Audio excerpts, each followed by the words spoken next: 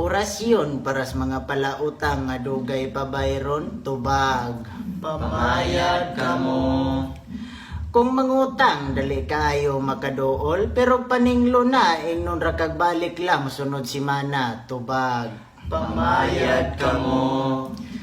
Mga palautang nga kung paninglon maupay masuko, palautang nga kung paninglon maupay masuko tubag. Pamayad kamo.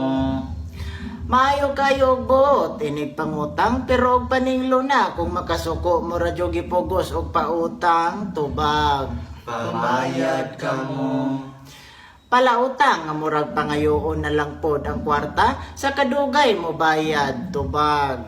Pamayad kamo. Napayuban nga og paninglo na ang ibayad puros rason tubag.